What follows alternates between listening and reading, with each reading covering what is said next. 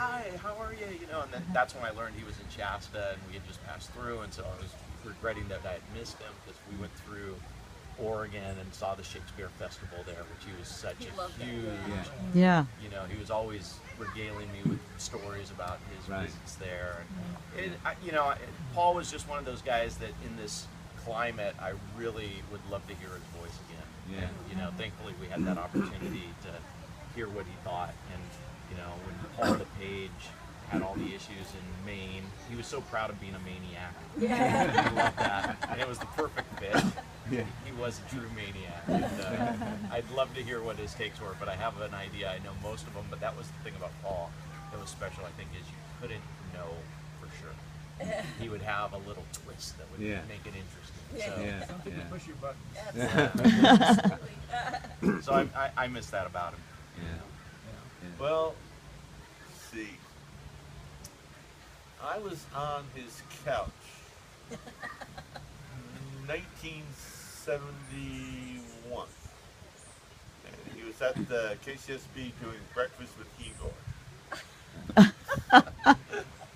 Where he would couple the Who with the Brandenburg concertos. And he always used to say he got death threats. So we had I knew him a long time. He was a good guy.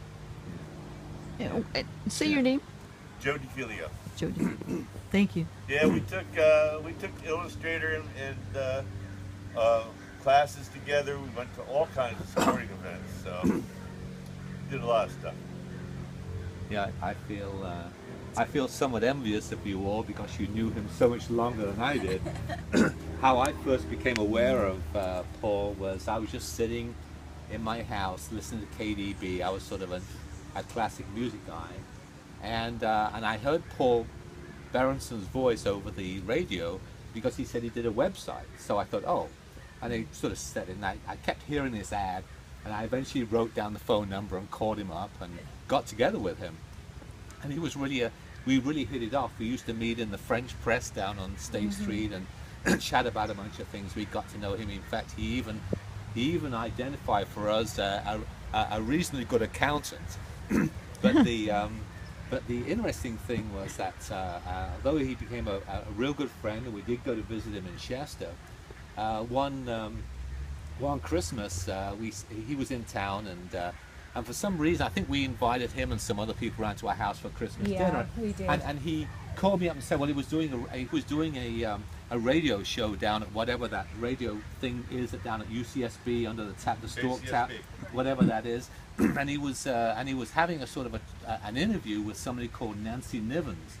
And I'd never heard of Nancy Nivens. Well, Nancy Nivens apparently was the lead singer for Sweetwater, which was the first group that played at Woodstock back in '69, and so and so that was a lot of I was that same generation. I was at UCSB at that time in grad school, and so Christmas I was dinner with a difference. So he said, well, he's going to come around, but could he bring a friend around? And so he brought around Nancy Nivens, who was this lead singer who from Sweetwater in Woodstock. So we got to talk about all kinds of stuff about Woodstock, which I wasn't there. I was diligently doing chemistry at UCSB at the time. But it was very interesting, and she played some tunes on her piano and sang some songs, and she was really an accomplished musician. So I found that really quite fascinating. And we talked about lots of things. Paul brought to my attention he was a friend of Little Richard. Now, as a kid in England, I used to think Little Richard's songs were great in the late 50s, and so he was a friend of Little Richard who was still around and kicking around somewhere in Los Angeles, and apparently had his 80th birthday a couple of years ago. So that's how I kind of got to know Paul. Went round to his house. He stayed at our house for a few days, and he introduced us to the sort of Brazilian thing down on State Street. If you went down to that, we were there for a while. It was just too loud for us when we were there. But he just there for the girls. I think it was just there for the girls. But His Brazilian girl paintings are pretty good. oh yeah, that's what it was. But we were impressed. That was his whole really purpose. Right, yeah. But we were really impressed by his paintings, and we were interested in his paintings, and we thought, oh well, that looks nice. How much do you want for that one? He would say like $6,000. I was thinking like $400, but $6,000. But oh well, I think that's a little bit out of my range. He had paintings at this place that was like a gift shop on Lower State Street. Yeah. And he wanted 20 grand for it.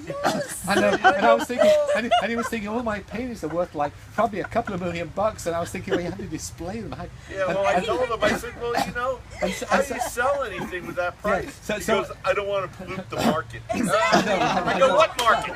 I know. Well, I said, well, I think I was involved in persuading him. You need a really fancy web. I said, this is what you do, Paul.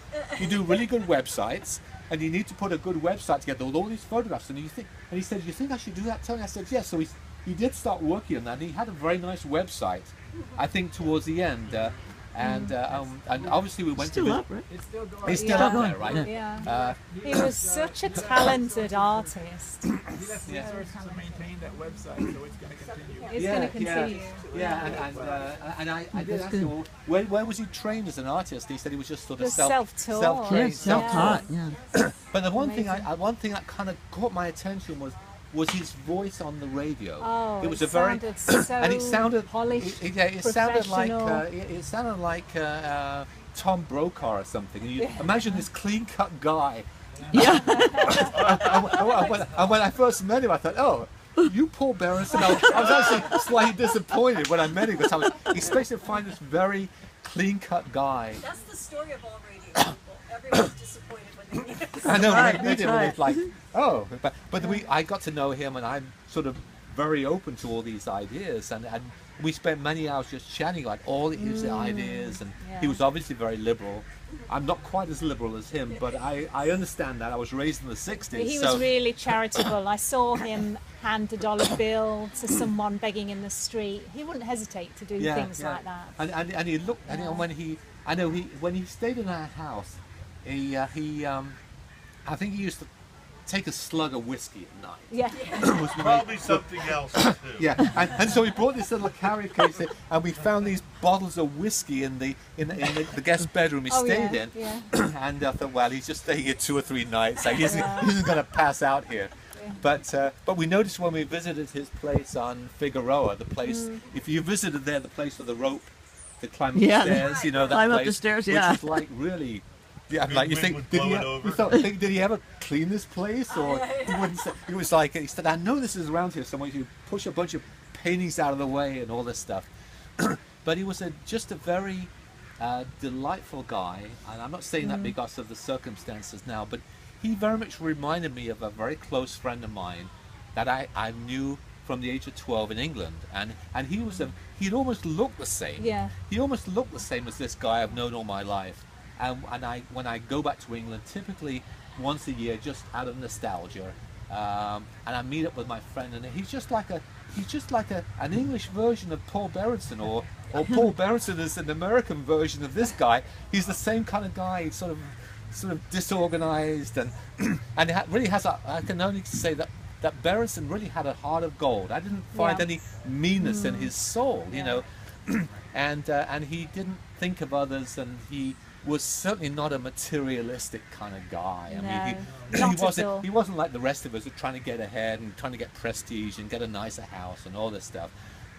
He was just somebody who didn't want to have responsibilities to some extent, but was just very, very, very kind guy. That was always my impression. So we became really good friends, and we used to meet and chat, you know, in I think what's the French Press on State Street, and places like that. And he stayed at that place, and we went up to. We saw him in Shasta. We in Shasta, and I would actually in his last few weeks, I used to call him up fairly regularly, and he used to tell me he realised he wasn't going to be around much longer, and I was tied up with stuff, and I felt sort of guilty about it, but my guilt at least drove me to make some phone calls and chat to him for a while, and we had long conversations. We always ended by saying, are you going to be up here soon, Tony? You know, and I made you feel really guilty that I couldn't get up to Shasta, but we did visit him once at Shasta. We so did, that's our one thing. And he did cook.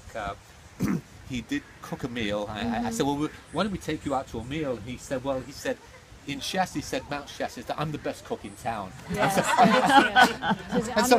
So he had this big pot with this ladle, and you kind of fish things out. You weren't quite sure what it was, but we ate it diligently. We did. And he always had plenty of wine and beer, so that that compensated Didn't for know it. if it was top ramen period.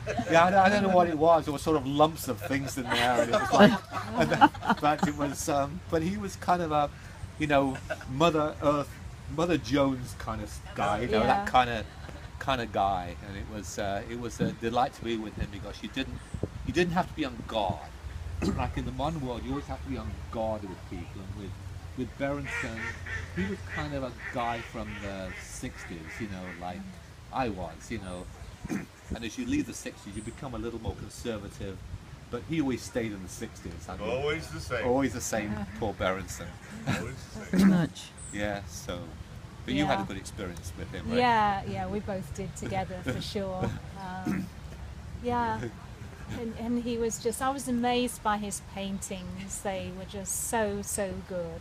And I was thinking, wow, someone's got the ability to paint like this. This is pretty incredible. But you saw a picture of a cat you Oh, like, because his, you're a his cat. cat. Yes. So Called you Fluff, said, yeah. so you Fluff. said, how much Yes. is this? How much is this? We were thinking like $400 or $500. You thought, I like, 1,500. oh, $1,500 it or what? was. Now, I mean, I think it was like more like $4,000, but they haven't gone.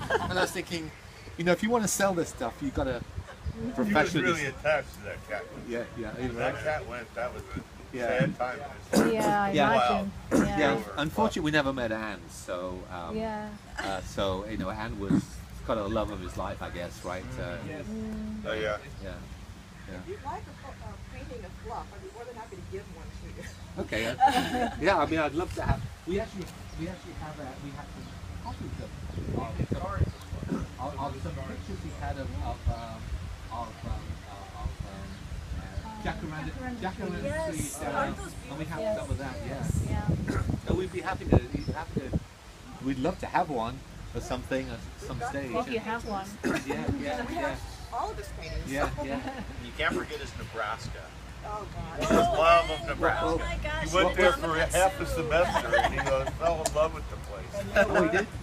I never heard about Didn't know Nebraska. that. He was a Love big Nebraska football. Nebraska football fan. Oh, Nebraska Wow. football. I know we talked about that because I lived in Boulder, Colorado for 20 years, and the big ball game is CU versus Nebraska, and it's like big, And he'd be on it.